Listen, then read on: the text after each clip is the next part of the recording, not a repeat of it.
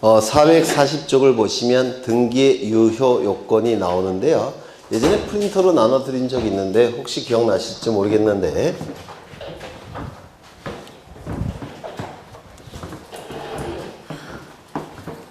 등기 유효 요건은 첫 번째, 등기법에서 정하는 요건을 구비해야 됩니다.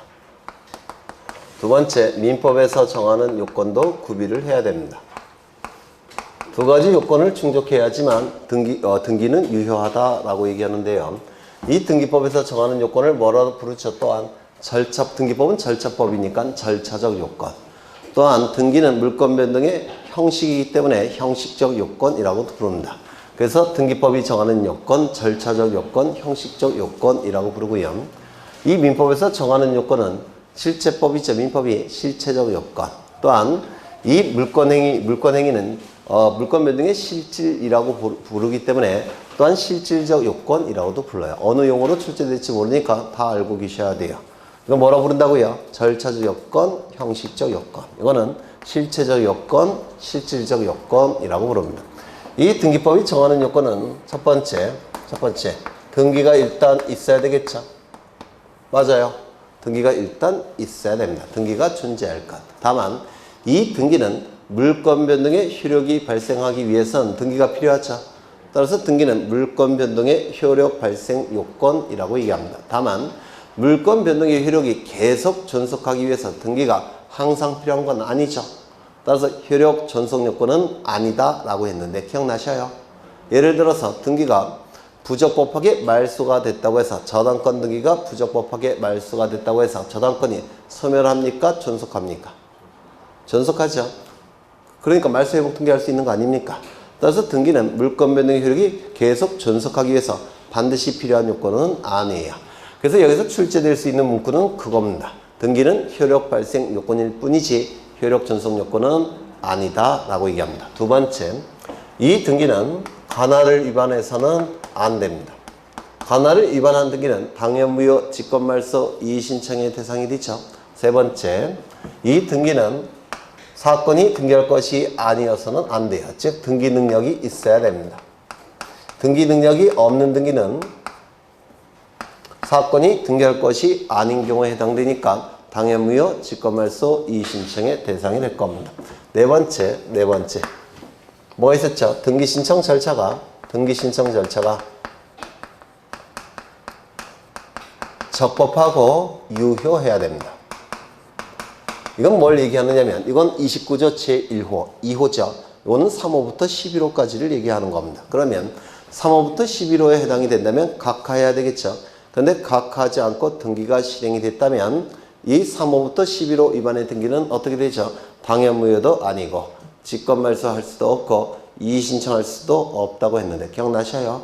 당연무효가 아니라는 얘기는 어떻게 판단하죠? 실체관계에 부합하면 유효, 실체관계에 부합하지 않으면 무효. 기억나셔요? 그렇죠. 그 다음에 다섯 번째, 1부동산 1등기기록의 원칙을 지켜야 됩니다. 만약에 부동산은 하나인데 등기부가 2개 이상이 있다고 한다면 공시기능에 혼란이 발생하죠. 따라서 부동산이 하나일 때는 등기기록은 하나만 존재해야 됩니다. 이를 1부동산 1등기기록의 원칙이라고 불러요. 그런데 부동산이 하나일 때 등기부가 2개가 만들어지는 경우도 있다고 했죠. 맞아요. 이를 뭐라고 불렀습니까? 중복등기. 이 중복등기의 처리의 문제가 나타납니다. 즉 등기부가 2개가 있을 때는 하나를 없애야 됩니다. 이를 중복등기의 처리 문제 또는 중복등기 정리 문제라고 불러요. 이따가 중복등기 할 때 간단하게 볼 겁니다. 그 다음에 민법에서 요구하는 요건은 첫 번째, 실체관계가 존재해야 됩니다. 그러면 실체관계는 뭐냐면 이거예요. 부동산이 있을 것, 당사자가 있을 것, 물권행위가 있을 것. 이걸 실체관계가 존재한다 이렇게 표현을 합니다. 그 다음에 우리 민법 186조를 보시면 부동산에 관해서 갑과 을 간에 물권행위가 있고 등기까지 있게 되면 물권이 변동된다고 했죠. 그러면 그게 실체관계가 뭡니까? 부동산이 있을 것, 갑과 을, 당사자가 있을 것, 그 다음에 물권행위가 있을 것. 이게 실체관계가 존재한다라고 얘기합니다. 그 다음에 두 번째, 등기는 물권 행위와 일치하는 등기를 갖춰야 되겠죠. 등기는 물권 행위와 일치하는 등기를 갖춰야 됩니다. 그런데 물권 행위와 일치하지 않는 등기의 경우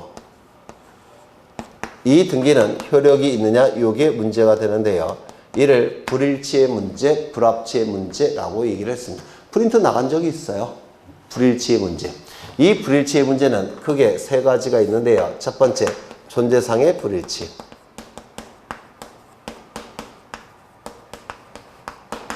물권행위와 등기가 존재상 불일치하더라는 겁니다.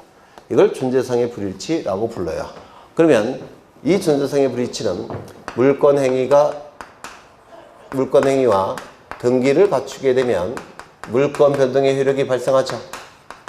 186조에 의해서. 맞아요. 그러면 물권행위가 갑과 을 사이에 있고 등기도 있고 그러면 물권 변동의 효력이 당연히 발생할 겁니다. 이건 존재상 어떻게 되는 겁니까? 일치. 물권행위도 있고 등기도 있고 그럼 물권 변동 효력이 나타나겠죠. 이게 존재상의 일치예요. 물권행위는 없고 등기도 없고 그럼 물권 변동 효력이 나타납니까? 안 나타나겠죠. 이건 뭐가 되는 겁니까? 존재상 일치입니다. 그러면 이건 어떨까요? 물권행위는 있는데 갑과 을 사이에 물권행위는 있는데 등기가 없더라는 겁니다. 그러면 물권 변동 효력이 나타납니까? 안 나타납니까? 안 나타나죠. 맞아요. 이건 존재상의 불일치라고 불러요. 그러면 이때는 언제 물권 변동의 효력이 나타날까요? 등기를 갖춰야지만 물권 변동의 효력이 나타나겠죠. 맞아요. 등기를 갖춘 시점에 물권이 변동이 될 겁니다. 그 다음에 물권 행위는 없는데 등기만 갖췄다는 겁니다. 물권 변동 효력이 나타날까요? 안 나타날까요? 안 나타나겠죠. 맞아요. 그러면 나중에라도 갑과 을 사이에 매매 계약을 체결한다면 물권 행위가 나중에라도 갖출 수 있겠죠. 그러면 이때는 등기를 갖춘 시점에 물권 변동이 나타납니까? 아니면 물권 행위를 갖춘 시점에 물권 변동 효력이 나타납니까? 어려우셔요? 시간이 이렇게 흘러가는데 이 시점에 이 부동산에 대해서 갑과 을 간에 매매 계약을 체결한 적이 없습니다. 그럼 매매 계약을 체결한 적이 없으니까 이 매매 계약 안에 물권 행위도 없겠죠. 그런데 이 시점에 을의 이름으로 소유권 이전 등기가 이루어졌다는 겁니다. 그러면 을은 소유권 취득합니까? 못합니까? 못하죠. 물권 행위가 없으니까. 맞아요. 그런데 나중에 이 시점에 갑과 을 간에 매매 계약을 체결을 했다는 겁니다. 그럼 이때는 등기를 갖춘 시점에 을이 소유권을 취득합니까? 물권 행위를 한 시점에 소유권을 취득하는 겁니까? 어려우셔요?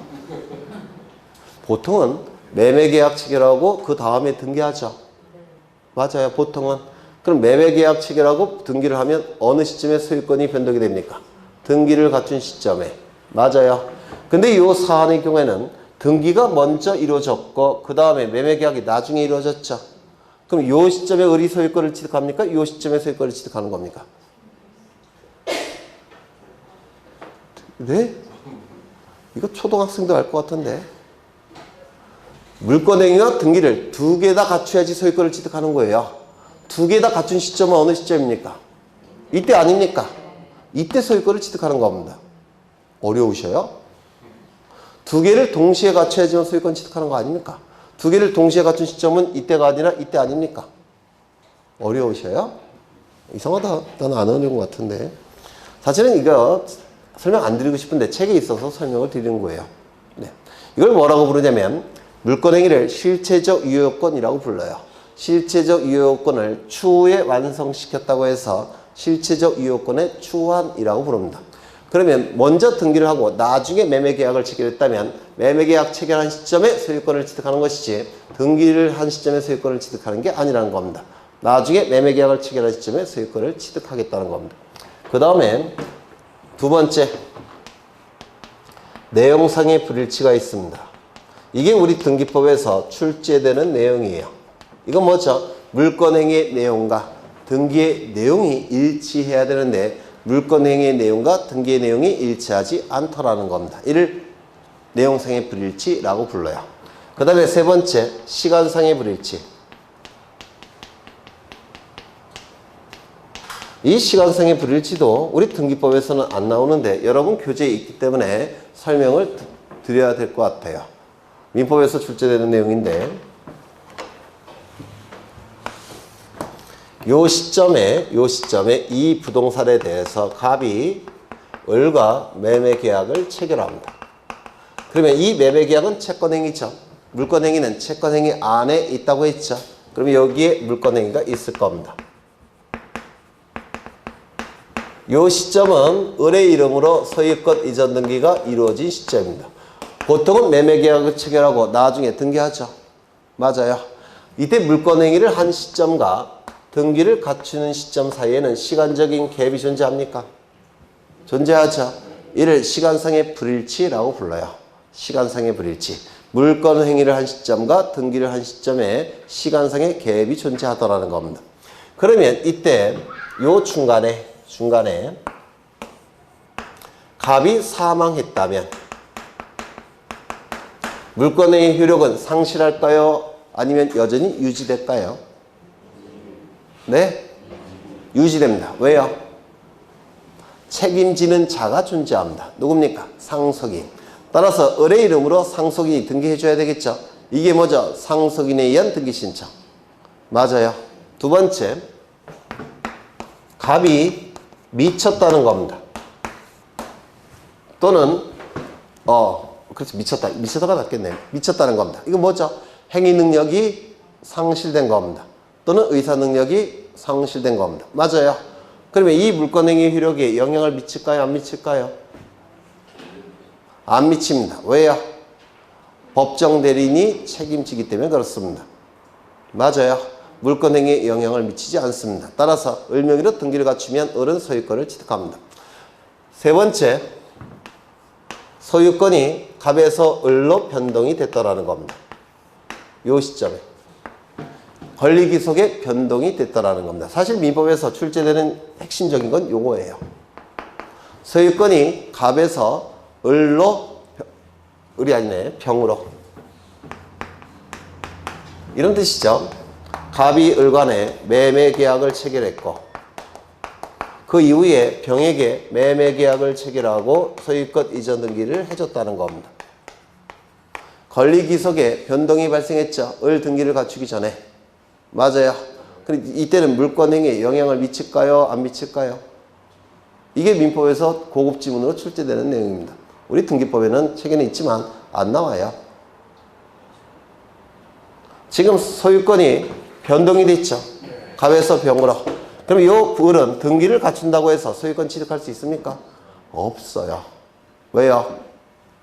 얘랑 물권행위를 한 적이 없으니까. 맞아요. 그래서 권리기속의 변동이 발생할 때는 물권행위를 다시 해야 됩니다.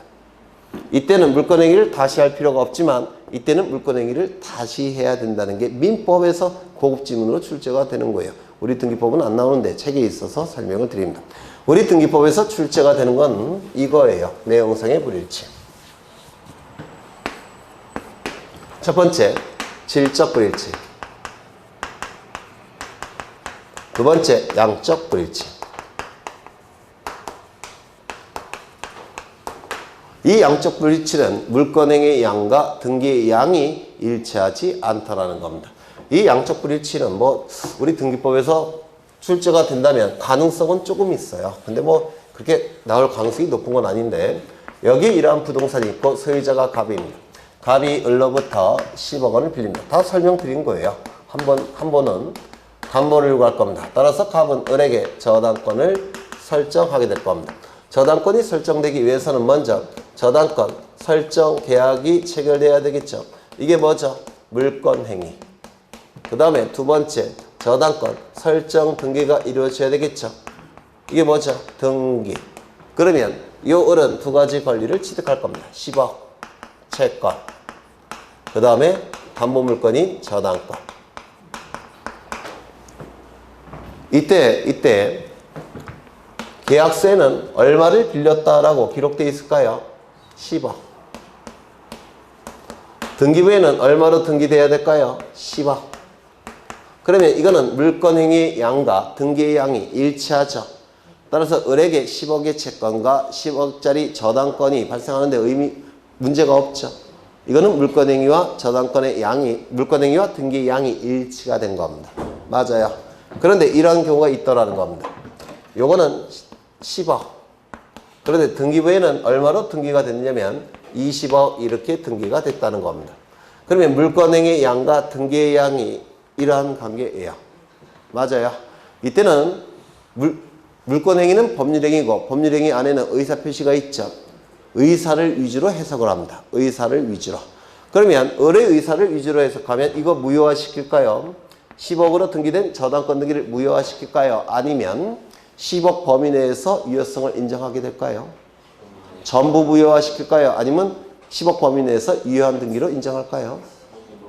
10억 범위 내에서. 10억 범위 내에서 10억 범위 내에서 이 저당권 등기는 유효한 겁니다. 의사 위주로 해석을 하니까 그래요. 이거 이해가 되셔요? 그런데 이럴 수도 있습니다. 여기는 10억인데 물권행위의 양은 10억인데 등기의 양은 5억으로 등기가 됐다는 겁니다. 그러면 이 5억짜리로 등기된 저당권은 을의 의사를 위주로 해석을 한다면 이거 효력을 인정할 수 있을까요? 없을까요? 10억 원을 빌려줬는데 등기부에는 5억짜리로 등기가 됐다는 겁니다.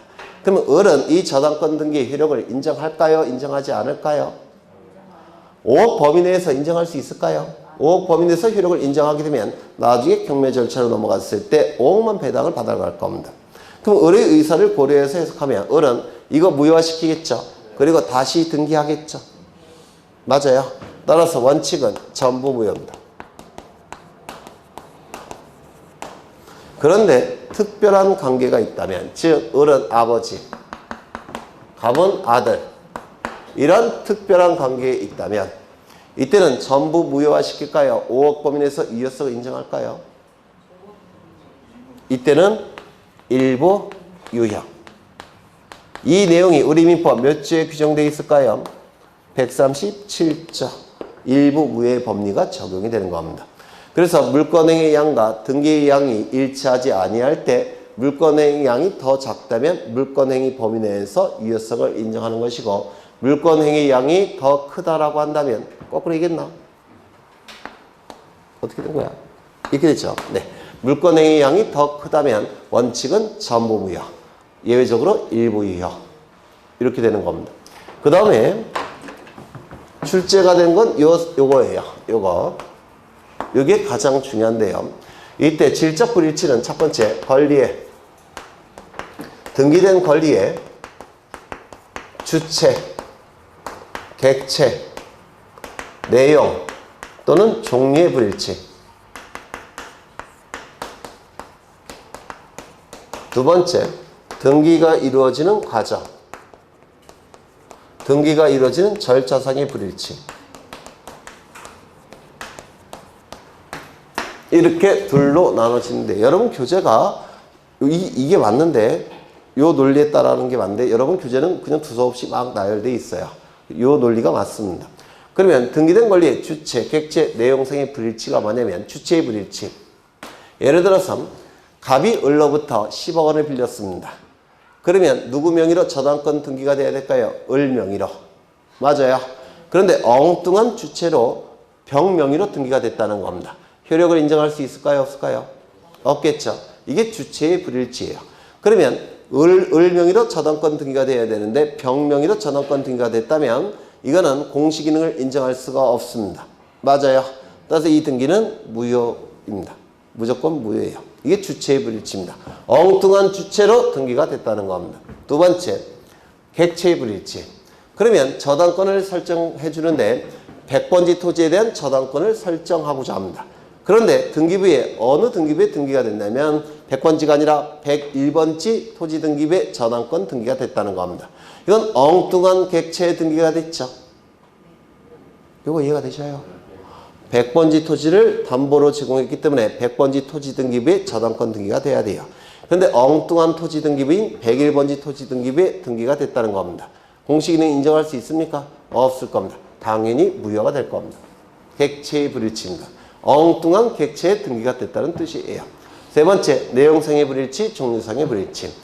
10억 원을 빌리면서 토지에 대해서 담보로 제공해야 된다면 저당권 설정 등기를 해줘야 되겠죠. 그런데 엉뚱한 내용, 엉뚱한 종류가 등기가 됐다는 겁니다. 전세권 등기로. 공시기능을 인정할 수 있습니까? 없습니까? 없죠.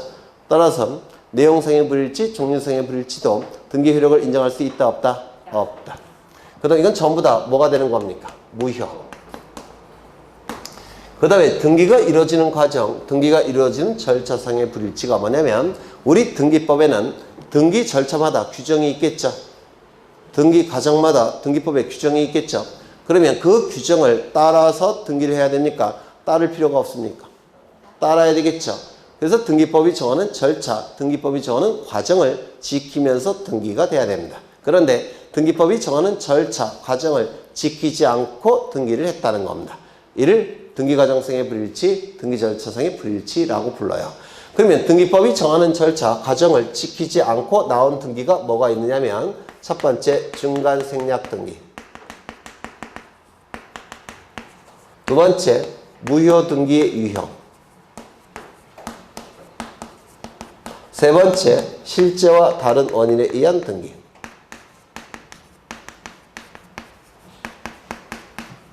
이 세 가지가 바로 등기법이 정하는 과정, 절차를 지키지 않고 한 등기입니다.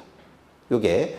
그러면 등기법이 정하는 과정과 절차에 관한 내용은 총체적으로 29조에 규정이 되어 있어요. 29조에 규정된 내용은 등기법이 정하는 절차를 지키지 않았을 때는 각하라는 규정이 29조입니다. 요거 이해가 되셔요? 그러면 요 등기들은 29조 내용 중에서 관할 위반입니까? 아닙니까? 아니죠. 또는 사건이 등기할 것이 아닌 경우에 해당됩니까? 아니죠. 3호부터 11호 위반 어딘가 해당되겠죠. 그러면 이러한 등기들은 당연무효도 아니고 직권 말소할 수도 없고 이의신청을 통해서 말소할 수 없겠죠. 그럼 뭐 갖고 판단합니까? 실체관계 부합 여부로 판단하는 겁니다. 대부분 실체관계에 부합해요. 단지 과정을 지키지 않았을 뿐입니다. 따라서 이러한 등기들은 원칙적으로 뭐가 되는 겁니까? 유효하다 이렇게 평가를 하는 겁니다. 되셨을까요? 되셨죠? 그러면 책을 통해서 확인을 하겠습니다. 440쪽을 보시면 등기 유효 요건 나와 있는데 등기 형식적 유효 요건 뭐죠? 등기법이 정하는 요건을 갖춰야 된다는 겁니다. 그러면 첫 번째를 보시면 등기가 존재할 것을 요구하죠. 이때 기억해 두셔야 될 것은 등기는 물권 변동의 효력 발생 요건일 뿐이지 효력 존속 요건은 아니다. 맞습니까? 따라서 등기가 부적법하게 말소가 됐다든지 또는 등기부가 멸실됐다고 해서 물권 변동의 효력이 소멸합니까? 계속 존속합니까? 계속 존속하는 겁니다. 맞아요? 네. 두 번째, 관할 위반의 등기가 아닐 것. 세 번째, 등기 능력 있는 사항에 관한 등기일 것. 맞죠? 그 다음에 등기 신청 절차에 흠결이 없을 것. 즉 등기 신청 절차가 적법하고 유효할 것. 하나가 빠졌죠. 1. 부동산 1. 등기 기록의 원칙을 지킬 것. 되셨나요? 그래야지만 형식적 요건을 다 갖추는 겁니다. 그 다음에 실체적 유효 요건. 이거는 민법에서 정하는 요건을 얘기하죠. 맞아요. 여기서 유효한 물권행위가 존재할 것. 그러니까 부동산이 있을 것. 물권행위가 있을 것. 당사자가 있을 것. 이것이 등기를 갖추기 위한 실체적 유효권이라고 부릅니다. 그러면 첫 번째, 등기가 선행된 경우. 어느 걸 얘기하죠? 아까 이거. 등기가 먼저 이루어졌다는 겁니다. 그 다음에 매매계약을 했다는 겁니다. 그러면 물건을 취득하는 시점은 등기 시점입니까? 매매계약을 체결한 시점입니까? 매매계약을 체결한 시점. 그걸 얘기하는 거예요. 등기가 선행된 경우. 되셨을까요? 이거를 민법에서 뭐라고 부르냐면 실체적 유효 요건의 추안이라고 부릅니다. 실체적 유효 요건의 추안. 즉 매매계약 물권행위를 실체적 유효 요건이라고 불러요. 그걸 추후에 완성을 시켰다고 해서 실체적 유효 요건의 추안이라고 부르고요. 그 다음에 니은을 보시면 물권행위 후 당사자가 사망한 경우 행위 능력을 상실한 경우 이때는 책임지는 자가 여전히 존재하죠. 사망했을 때는 누가? 상속인이. 미쳤을 경우에는 누가? 법정 대리인이. 요거 이해가 되셔요? 근데 제일 중요한 게 빠졌죠.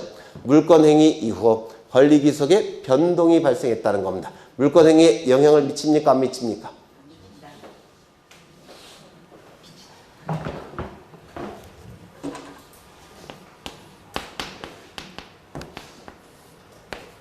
매매 계약을 체결했습니다. 이 안에 뭐가 있다고요? 물권행위.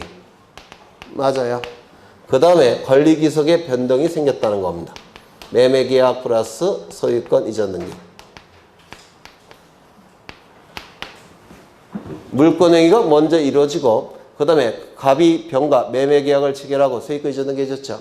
그러면 권리의 소유권의 기속이 갑에서 병으로 바뀌었죠. 이거 뭐예요? 이거 네? 이중매매 아니에요. 이중매매 안 하셨어요? 안 했을 리는 없는데 했죠. 이중매매. 이중매매는 원칙적으로 유효입니까? 무효입니까? 유효. 그러면 이게 유효니까 이것도 유효하다면 병은 소유권 취득하죠. 그러면 권리기속의 변동이 발생했을 때 이 물권행위에 영향을 미칩니까? 안 미칩니까? 네? 아까 미친다고 했죠. 정말 미치겠네. 이 을이 등기만 갖춰서는 소유권 취득할 수 있을까요? 없어요? 없어요. 소유권을 취득하기 위해서는 이렇게 매매 계약을 다시 해야 됩니다. 이렇게 을은 병과 물권행위를 다시 갖춰야 됩니다. 그리고 등기를 갖춰야지만 을은 소유권을 취득해요. 이거는 영향이 있는 겁니다. 괜히 했다는 생각이 듭니다. 그 다음에 오른쪽을 보시죠. 등기와 물권행위의 내용적으로 합치돼야 된다고 했죠. 합치되지 아니할 때 첫 번째, 객체가 불일치할 때 엉뚱한 등기부에 등기가 됐다는 겁니다. 그 등기는 유효이다, 무효이다? 무효이다. 그렇죠. 그 다음에 권리의 종류, 내용상의 불일치. 이거는 엉뚱한 종류, 엉뚱한 내용이 등기됐다는 겁니다. 효력이 있을까요? 없을까요? 없겠죠. 맞아요. 그렇죠. 그 다음에 그 밑에 주체의 불일치 경험. 엉뚱한 사람 이름으로 등기가 됐다는 겁니다. 효력이 있을까요? 없을까요? 없죠. 그 다음에 그 밑에 엉뚱한 종류가 등기가 됐다는 겁니다. 효력이 있겠습니까? 없겠죠. 그 다음에 양적 불일치 설명됐고요. 그 다음에 요 세 가지는 아까 유효하다고 했죠. 따라서 실체적 유효권을 완화시켰다 이렇게 얘기하는 겁니다. 유효이니까. 등기법이 정하는 절차, 과정을 지키지 않았음에도 불구하고 실체관계에 부합하기 때문에 유효하다고 했죠. 따라서 이거를 보통 실체적 유효권의 완화라고 불러요. 거기에 첫 번째, 중간 생략 등기는 원칙적으로 효력이 있습니까?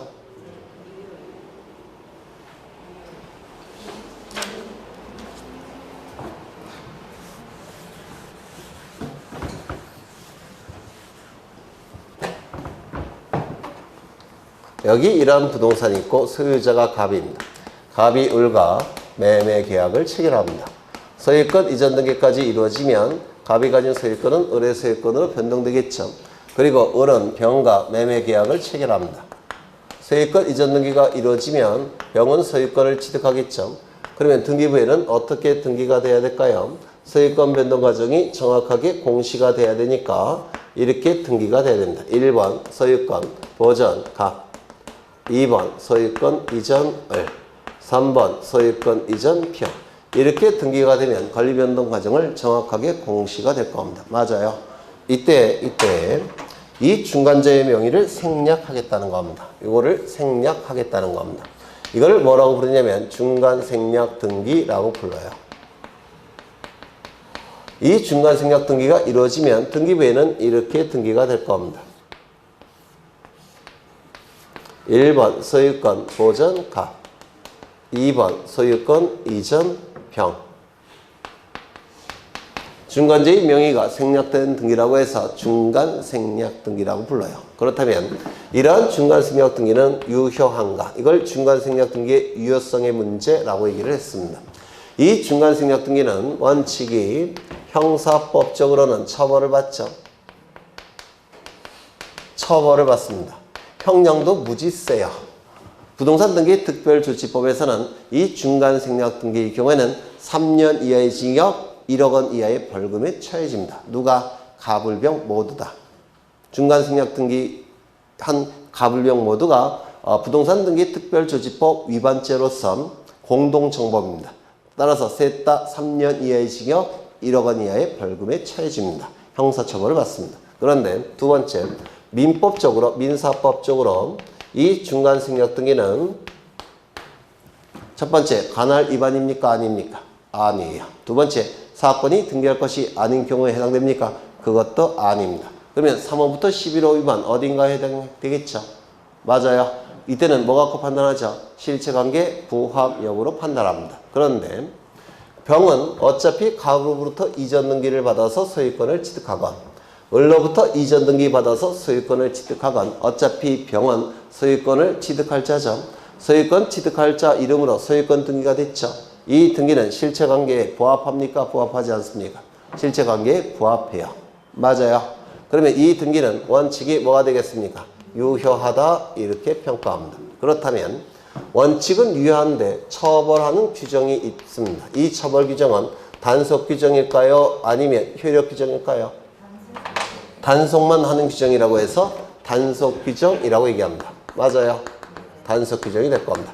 이런 것들은 민법에서 주로 출제가 되는 것들이에요. 두 번째, 다만 예외적으로 토지거래 허가구역이라고 한다면 토지거래 허가구역이라고 한다면 허가서가 이 경우는 허가서가 2장이 등기소에 제출이 돼야 됩니다. 등기소에 2장의 허가서가 있어야 돼요. 그래야지만 유효한 겁니다. 그런데 중간생략 등기가 이루어지면 허가서가 몇 장만 등기소에 제출되어 있습니까? 1장. 따라서 토지거래 허가구역 내의 경우에는 절대로 효력을 인정할 수가 없습니다. 무효다 이렇게 얘기를 할 겁니다. 이걸 뭐라 불렀죠? 중간생략 등기 청구권의 유효성의 문제다 라고 얘기를 했습니다. 두 번째, 여기 이러한 부동산이 있고 소유자가 갑입니다. 갑이 을과 매매 계약을 체결합니다. 그리고 을은 병과 또다시 매매 계약을 체결합니다. 이때 갑은 을에게 등기를 해줘야 되고 을은 병에게 등기해줘야 되죠. 맞아요. 이때 요 병이 요 최초 매도인 갑에게 소유권 이전 등기 청구권을 행사할 수 있느냐? 소유권 이전 등기 청구권을 행사할 수 있느냐? 이걸 뭐라 불렀죠? 중간생략 등기 청구권의 문제다 라고 말씀을 드렸습니다.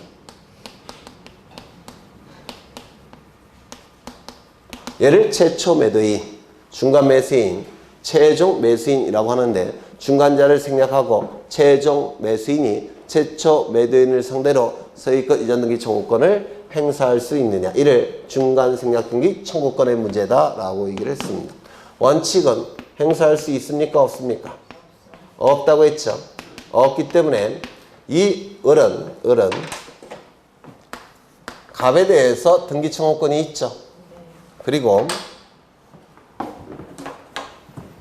병은 을에 대해서 등기 청구권이 있죠. 이때 채권자는 채무자가 제3채무자에 대해서 행사하는 이 권리를 대위 행사할 수가 있는데 이를 뭐라 불렀습니까? 채권자 대위권이라고 불렀어요. 그래서 중간생략 등기 청구권은 행사를 할 수가 없고 채권자 대위권을 통해서 누구의 이름으로 등기를 돌려놓습니까? 을의 이름으로. 을의 이름으로 등기를 돌려놓은 다음에 병은 을에 대해서 등기 청구권이 있죠. 이 권리를 행사해서 병의 이름으로 등기를 돌려내야 됩니다. 그러면 이 경우는 중간생략 등기가 나타납니까? 안 나타납니까? 안 나타난다고 했죠. 그렇죠. 다만 예외적으로 3자 간의 합의가 있다고 한다면 갑을 병 간에 합의가 있다고 한다면 중간생략 등기 청구권을 행사할 수 있다고 했습니까? 없다고 했습니까? 이때는 행사할 수 있다고 했죠. 요 3자 간의 합의는 동시에 이루어져도 되고 순차적으로 이루어져도 되지만 우리 대법원은 중간생략 등 3자 간의 합의를 보통은 잘 인정을 안 해줍니다. 인정되는 경우는 많지 않아요. 네. 그 다음에 예외의 두 번째가 더 중요한데 토지거래 허가구역 내라고 한다면 3자 간의 합의가 있다고 하더라도 절대로 중간생략 등기 청구권은 인정되지를 않습니다. 왜냐하면 이 토지거래 허가 구역 내에서는 반드시 이때도 허가서가 작성이 돼야 되고 이때도 허가서가 작성이 돼야 되는데 이렇게 청구를 하게 되면 허가서가 한 장만 작성이 됩니다. 따라서 이때도 절대로 중간생략등기 청구권을 행사할 수가 없다 이렇게 얘기합니다. 그래서 이 중간생략등기 청구권의 문제는 세 가지가 있는데 그중에서 우리 등기법에서는 두 가지가 출제가 됩니다. 이걸 중간생략등기 유효성의 문제다. 이거는요 중간생략등기 청구권의 문제다라고 얘기합니다. 이 두 가지가 우리 등기법에서는 출제가 이루어지게 됩니다. 되셨을까요? 되셨죠? 그러면 첫 번째 1번 모두 생략등기. 모두 생략등기는 중간생략등기 일종이기 때문에 중간생략등기 이론이 고스란히 적용이 됩니다. 그러면 모두 생략등기가 실행이 됐다면 이때는 형사법적으로는 처벌을 받지만 민사법적으로는 뭡니까? 유효. 다만 토지거래 허가구역 내라고 한다면 절대로 효력을 인정할 수가 없을 겁니다. 그 다음에 이 모두 생략등기는 2명만 나와요. 3명이 안 나옵니다. 따라서 이 문제는 나타나지 않습니다. 이 문제는 모두 생략등기는 이 문제가 나타나지 않는데요. 모두 생략등기가 뭔지는 아시죠? 그것도 모르셔요? 모두 생략등기 뭔지 아셔요? 맨 앞대가리가 생략된 거 2번이나 저도 설명을 드렸는데 표정을 보니까 모르는 것 같아서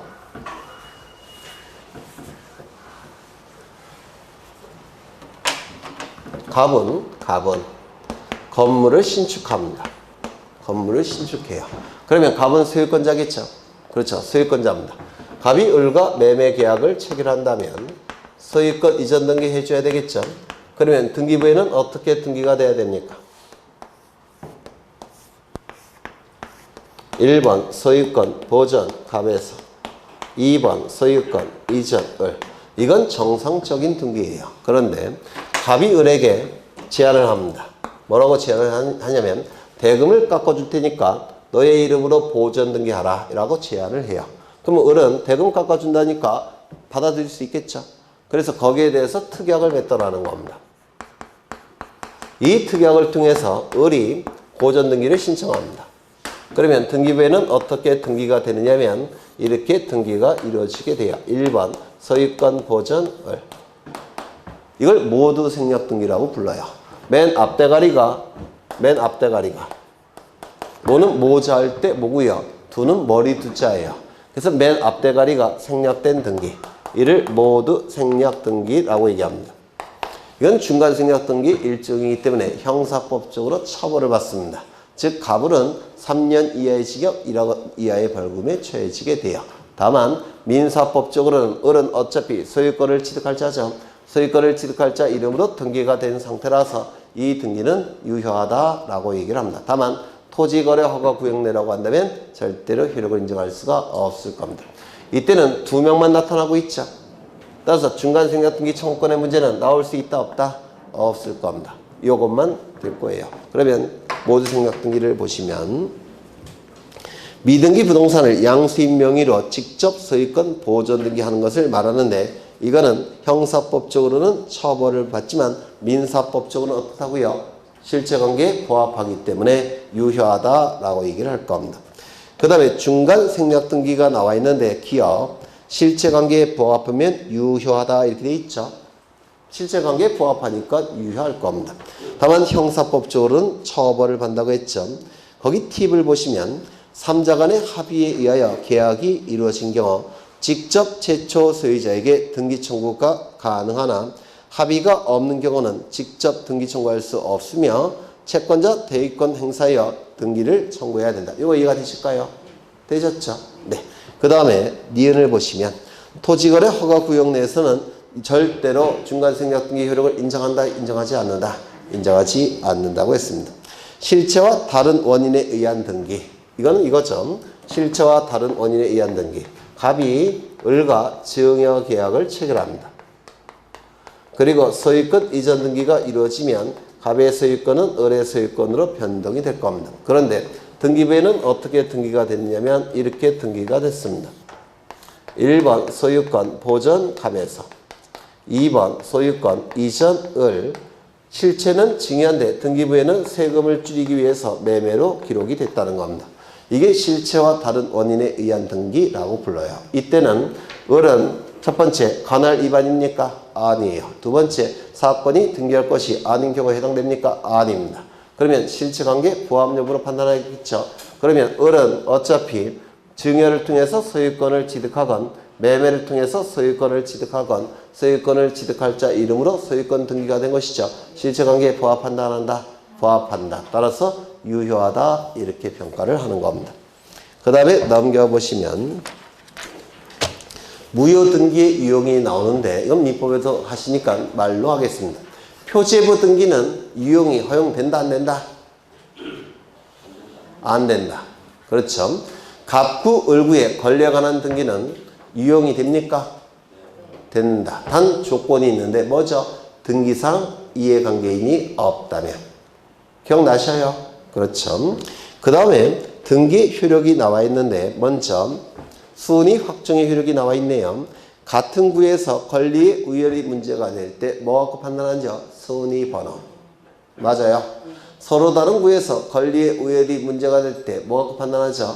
접수 번호. 그렇다면 서로 다른 등기부에서 권리의 우열이 문제가 될 때 뭐 갖고 판단하죠? 네? 서로 다른 구라고 한다면 순위 번호 갖고 판단할 수 없죠. 그래서 접수 번호 갖고 판단하는 거 아닙니까? 그렇다면 서로 다른 등기부라고 한다면 당연히 뭐 갖고 판단하겠습니까? 순위 번호입니까? 접수 번호입니까? 접수 번호가 돼야 되겠죠. 맞아요. 그러면 거기 몇 번을 보시냐면 7번을 보십니다. 7번. 이것도 시험에 잘 나오니까 기억하셔야 되는데요. 대지권에 대한 등기로서 효력이 있는 등기. 이거는 어느 등기부에 기록되죠?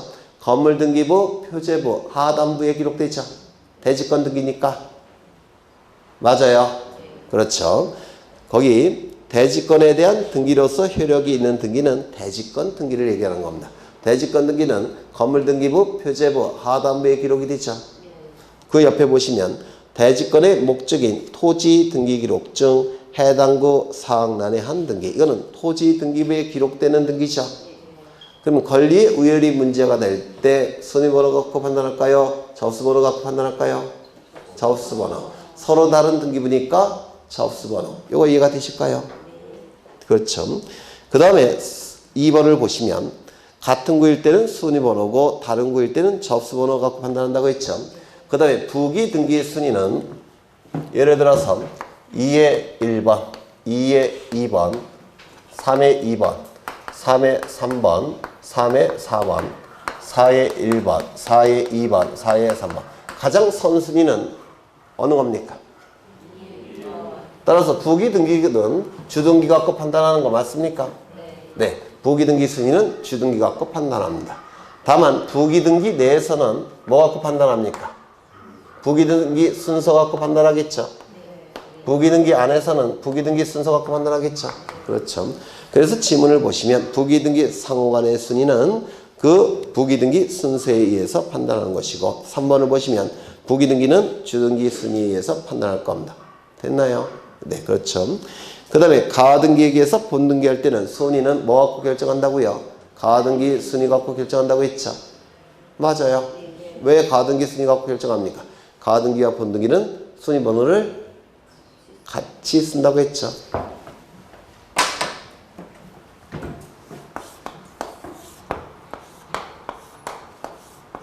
1번 소유권 보전 가. 2번 소유권 이전 청구권 가등기 을. 그리고 3번 소유권 이전 병. 본등기는 어디다 하는 거죠? 여기다 하죠. 소유권 이전 을. 맞아요. 그러면 가등기와 이 본등기는 순위번호를 같이 씁니다. 같이 쓰기 때문에 본등기가 주등기면 가등기도 주등기예요. 본등기가 북이면 가등기도 북입니다. 맞아요. 본등기와 가등기는 순위번호를 같이 쓰기 때문에 그렇습니다. 그러면 본등기가 가꾸면 가등기도 가꾸겠죠. 순위번호를 같이 쓰니까 본등기가 을구면 가등기도 을고 본등기가 주등기면 가등기도 주등기 본등기가 부기등기면 부기등기. 맞아요. 순위번호를 같이 쓰니까. 그 다음에 말소 회복 등기는 말소 등기는 종전의 순위도 회복한다고 했죠. 맞아요. 그렇죠. 그 다음에 7번은 보셨고 8번 신탁 등기 순위는 수탁자 소유권 이전 등기와 동일한 순위이다. 왜요? 신탁 등기도 소유권 이전 등기와 순위 번호를 같이 쓴다고 했죠. 아까 언급했는데 맞아요. 네. 그 다음에 8, 9번 가등기에 대한 본등기 후 본등기와 양립할 수 없는 중간 처분 등기, 양립할 수 있는 중간 처분 등기. 이것 좀 보겠습니다. 얘만 들을게요. 여기에 이러한 부동산이 있고 소유자는 갑입니다. 갑이 을에게 먼저 저당권에 관한 가등기를 해줍니다. 저당권에 관한 가등기를 해준 상태예요. 그 이후에 갑은 병에게 두 번째로 소유권 이전 등기를 해줍니다. 소유권 이전 등기를 해줍니다. 그리고 나서 가등기에서 본등기를 합니다. 가등기와 본등기는 순위번호를 같이 씁니까? 따라서 이것도 1순위가 되겠죠. 맞아요. 이때는 을이 취득한 권리는 소유권입니까? 저당권입니까? 을이 취득한 권리는 저당권이죠. 그럼 소유권은 누가 갖고 있습니까?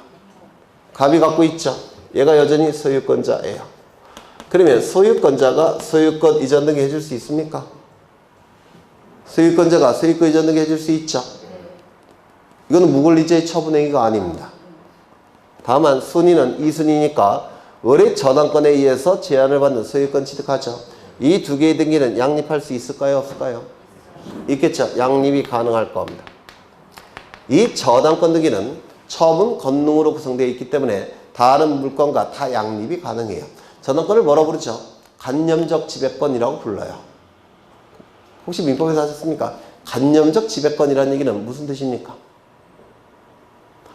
지배하는 권리긴 하죠. 근데 간념적으로 지배한다는 겁니다. 무슨 뜻일까요? 맞습니다. 등기만을 통해서 지배한다는 뜻이에요. 점유하지 않고 등기만으로 지배하는 것을 간념적으로 지배한다라고 얘기합니다. 저당권은 간념적 지배권이기 때문에 다른 물건과 다 양립이 가능합니다. 다른 물건과 다 양립이 가능하니까 얘는 말소할까요? 안 할까요? 말소하지 않습니다. 병이 취득한 권리는 저당권에 의해서 제한을 받는 소유권을 취득하는 겁니다. 얘는 선순위, 얘는 후순위. 맞아요. 그러면 소유권 이전 등기가 아니라 여기가 전세권 등기라고 한다면 이거 했던 거예요. 소유자가 전세권 설정해 줄 수 있죠. 따라서 무권리자 처분 행위는 아니죠. 두 번째, 두 개의 등기는 양립할 수 있습니까? 양립할 수 있죠. 얘는 1순위 저당권, 2순위 전세권. 말소되는 경우가 없습니다. 만약에 3번, 2번 여기가 전세권이라고 한다면 아니 저당권이라고 한다면 무권리자가 처분행위 한 건 아니죠. 소유권자가 저당권 설정해 줬으니까. 두 번째, 두 개의 등기를 양립할 수 있습니까? 1순위 저당권, 2순위 저당권 양립할 수 있죠. 따라서 이때는 얘는 선순위 저당권이고 후순위 권리를 취득하는 것이죠.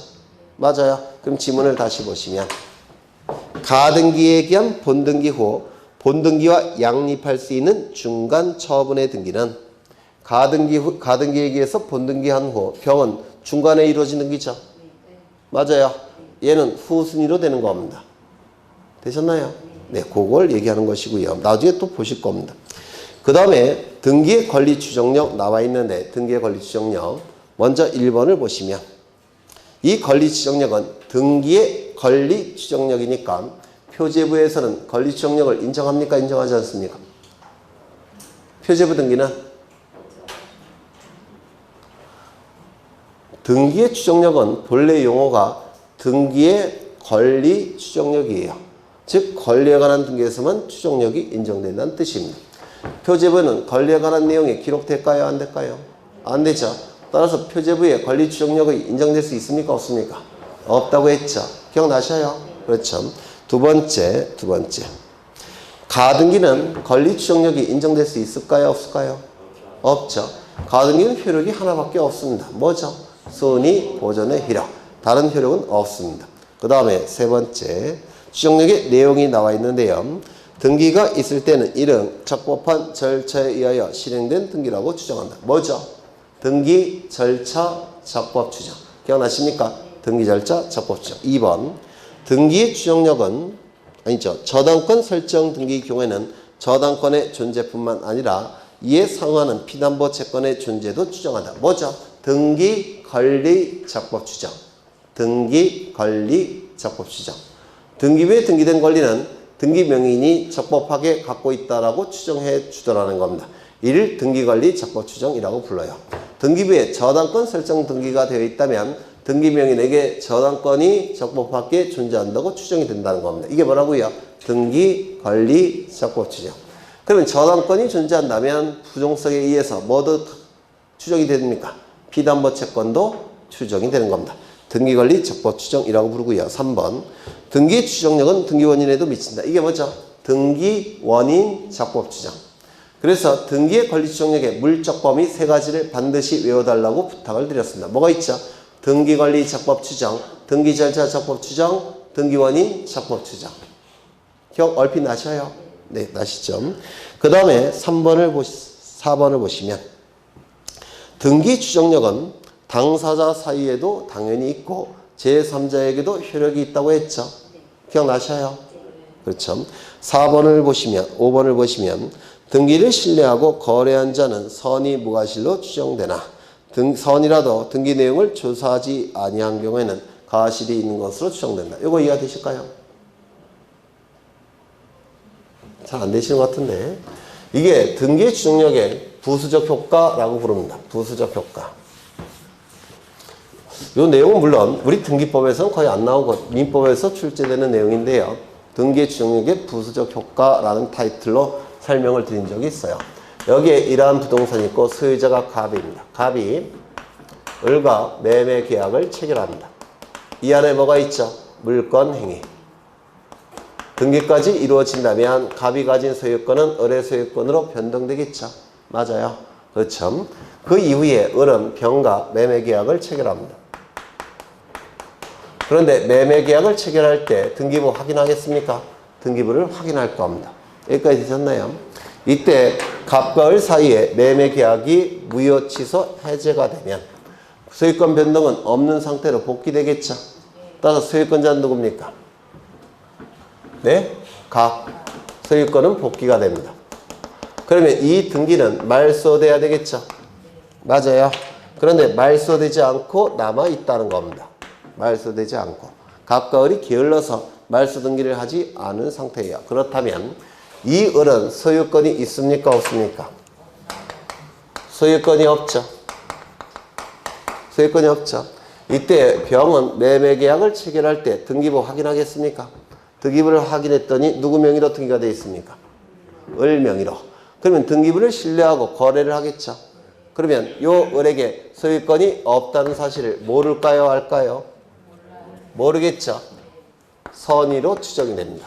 등기부를 신뢰하고 거래를 한 자는 권리가 없다는 사실을 모르는 게 당연해요. 따라서 선의로 추정이 됩니다. 이때 병은 과실이 있을까요? 없을까요? 등기부를 신뢰한 건데 과실이 있는 건 아니죠. 선의 무과실로 추정이 됩니다.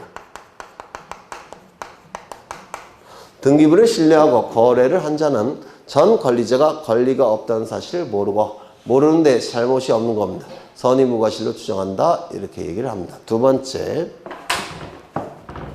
여기 이러한 부동산이 있고 소유자는 갑입니다. 갑이 을에게 저당권을 설정해 줍니다. 따라서 을은 저당권 등기를 갖춘 상태예요. 이때 병과 매매 계약을 체결합니다. 매매 계약을 체결할 때 병은 등기부 떼어보겠죠. 등기부를 떼어봤더니 을 명의로 저당권 등기가 되어 있겠죠. 맞아요. 그러면 을 명의로 저당권 등기가 되어 있는 것을 병은 보통 알까요? 모를까요? 등기부 확인해 보면 알겠죠. 따라서 이 병은 악의로 추정이 됩니다. 등기부에 기록된 내용은 알고 있다라고 추정을 해준다는 겁니다. 등기부에 기록된 내용은 거래한 자는 보통은 알고 있다라고 추정을 해줍니다. 그런데 이 병이 게을러서 등기부 안 떼어보는 경우도 있겠죠. 안 떼어본다면 이때 저당권 등기가 되어 있다는 것을 알까요? 모를까요? 모르겠죠. 선의로 추정이 될 겁니다. 등기부를 떼어보지 않으면. 그런데 등기부를 떼어보지 않은 것은 거래를 하는 자가 등기부 떼어보지 않은 것은 과실이 있는 걸까요? 없는 걸까요? 있겠죠. 유과실로 추정을 해줍니다. 그러면 여기 보시면 여기는 선의, 여기는 악의, 여기는 무과실, 유과실. 똑같은 추정력인데 반대의 의미를 갖죠. 그럴 수밖에 없는 게 상황이 다릅니다. 위의 상황과 아래 상황은 다른 거예요. 정리하죠.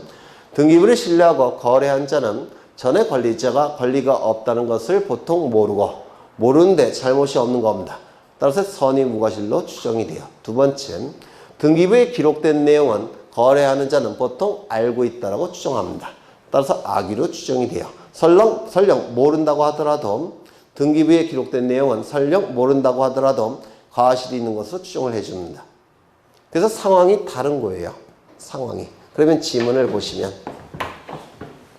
등기를 신뢰하고 거래한 자에게는 선의 무과실로 추정된다. 이거 이해가 되실까요?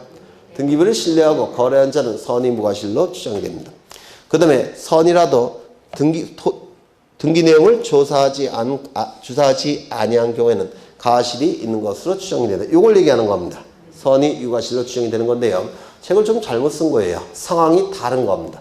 이걸 같은 상황이라고 해버리면 이 앞뒤가 안 맞아요.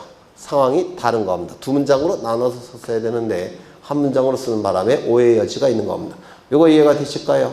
되셨죠? 그 다음에 오른쪽을 보시면 등기된 부동산에 대해서는 점유의 추정력이 인정되지 아니한다. 등기된 부동산은 점유의 추정력이 인정되는 게 아니라 등기의 추정력이 인정되겠죠. 맞아요. 그렇죠. 그 다음에 전 소유자가 양도 사실을 부인하는 경우에도 등기의 추정력은 인정되지 아니한다. 여기 7번 앞에다가 쓰셔요. 소유권 보전 등기. 그걸 빼먹었어요. 소유권 보전 등기는 권리의 추정력이 인정될까요? 안 될까요? 안 됩니다. 이유는요? 단독 신청이니까.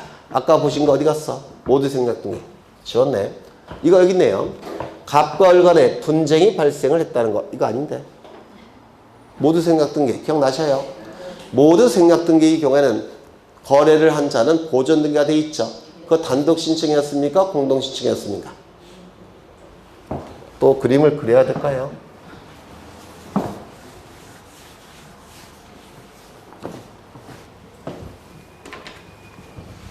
여기 이러한 부동산이 있고 소유자가 갑입니다. 갑이 을과 매매 계약을 체결합니다.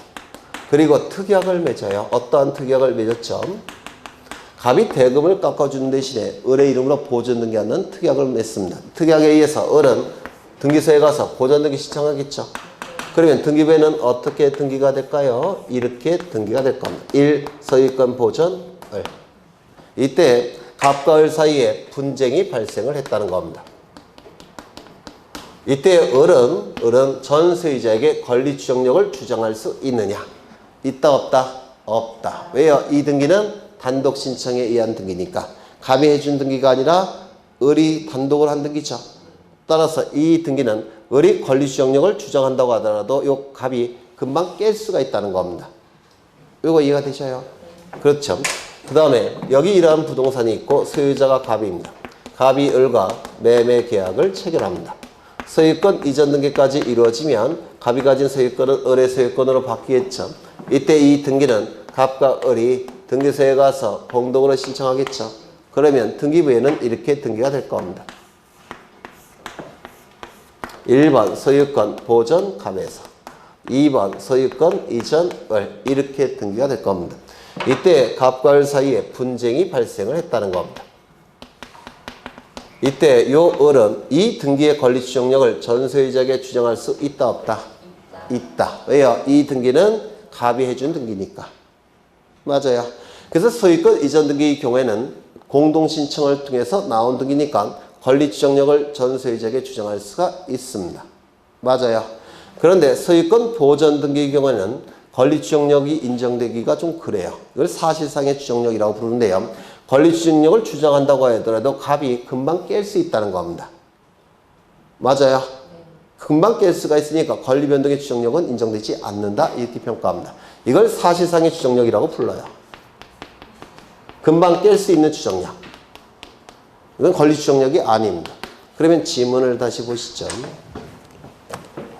전 소유자가 양도 사실을 부인하는 경우에도 등기 추정력이 인정되지 않는 것은 무슨 등기에 한정한다고요? 소유권 보전 등기. 소유권 이전 등기는 안 깨져요. 소유권 이전 등기만 깨지는 겁니다. 이거 이해가 되실까요? 되셨죠? 그 다음에 허무인 명의 사망한 자의 명의로 한 보전 등기 경우 추정력이 인정됩니까? 안 되겠죠. 돌아가신 분이 등기 신청할 수는 없잖아요. 이 세상에 존재하지 않는 분이 등기 신청할 수는 없잖아요. 맞아요. 그 다음에 중복 등기가 존재할 경우 등기의 추정력은 선 등기 기록에만 인정이 된다. 당연하죠. 후 등기 기록은 무효화시켜야 되니까. 그 다음에 5번째, 등기가 불법으로 말소된 경우에는 존재하는 것으로 추정된다. 이거 맞아요? 틀려요?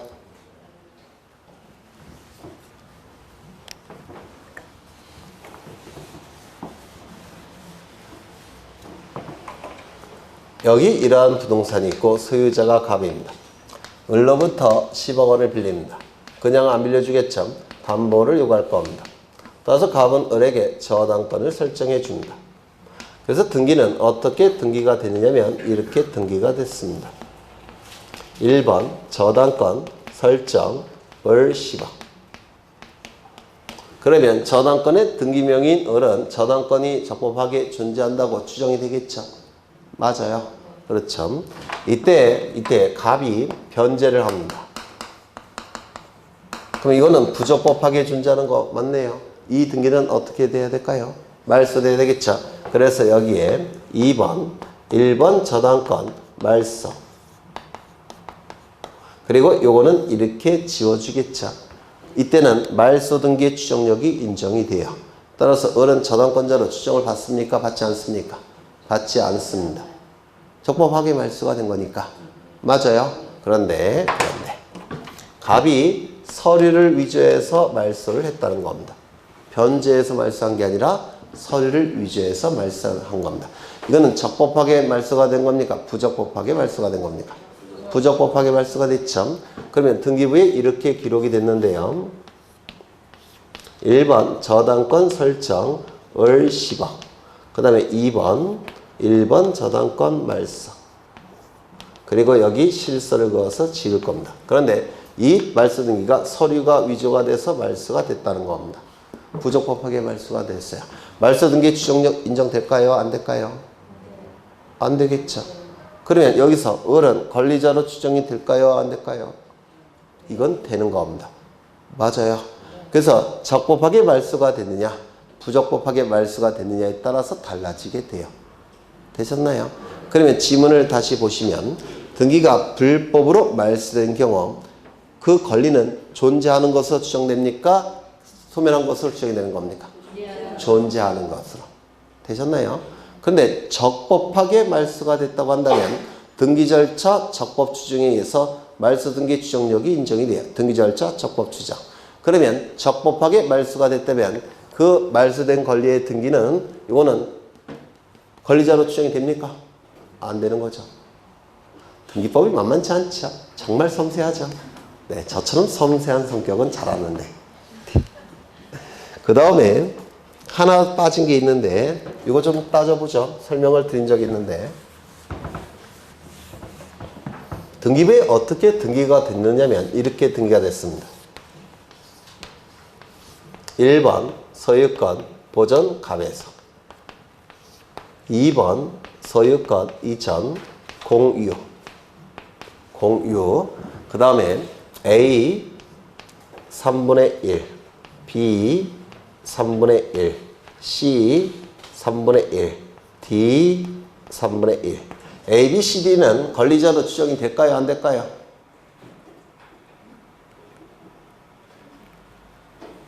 아유 잘못 넣네. 네 3분의 1 A, B, C는 지분권자로 추정이 될까요? 안 될까요?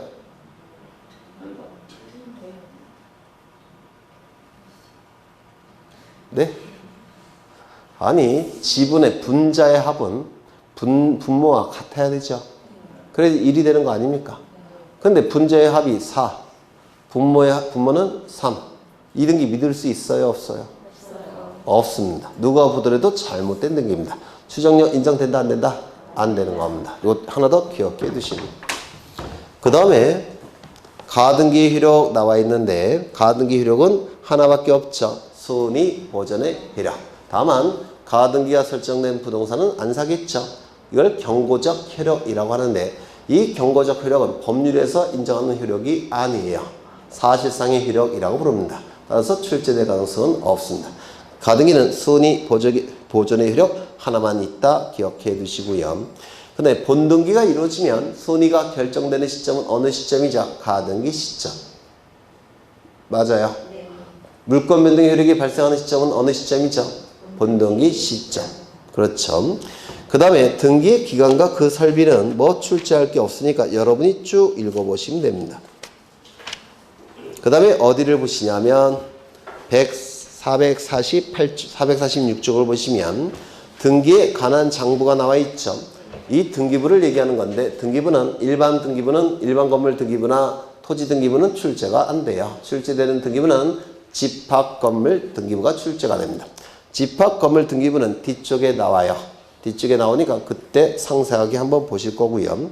그 다음에 장부에 보존이 나와 있는데, 신탁 원보, 공동 담보 목록, 그 다음에 도면, 매매 목록. 이거 뭐라고 불렀죠? 강의의 등기부. 강의의 등기부라고 불렀죠.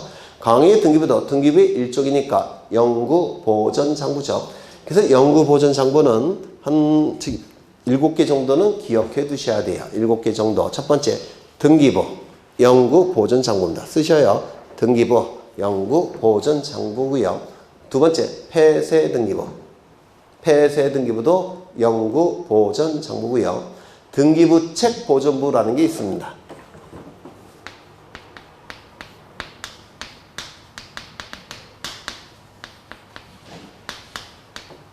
등기부와 관련된 것을 한꺼번에 모아놓은 장부인데요. 등기부 책 보존부. 이것도 등기부라고 볼 수 있죠. 이것도 영구 보존 장부예요. 그래서 영구 보존 장부는 좀 암기하실 필요가 있습니다. 등기부, 폐쇄 등기부, 등기부 책 보존부, 플러스 강의 등기부, 신탁원부, 매매 목록, 도면, 공동 탐보 목록 또는 공동 전세 목록. 이거 영구 보존 장부 기억해 두셔야 되고요. 5년 보존짜리 외우셔야 돼요. 신청 정보, 첨부 정보, 신청 정보, 첨부 정보. 5년짜리 고 외우시면 되고요. 그 다음에 그 정도 보시면 될 것 같아요. 오늘은 여기까지만 보겠습니다.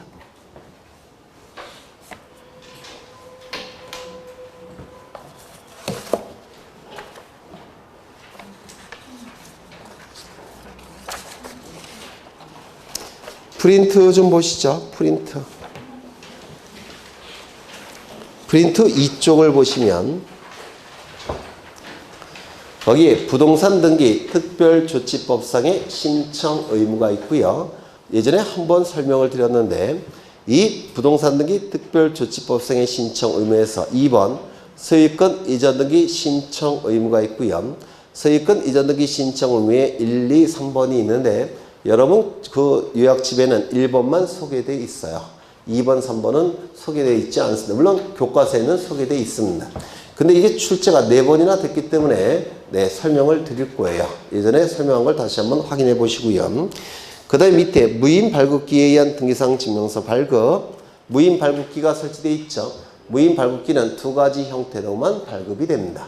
말소상 포함 전부증명서, 현재 유효상 전부증명서 2가지 형태로만 무인 발급기가 발급이 됩니다.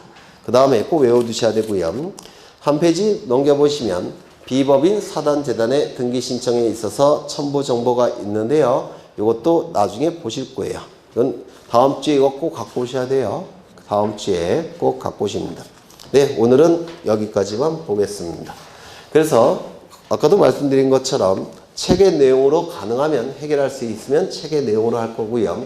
책의 내용으로 해결하기에는 조금 어렵다 그러면 이렇게 교환이 나갈 거예요. 문장 형태로. 그렇게 생각하시면 돼요.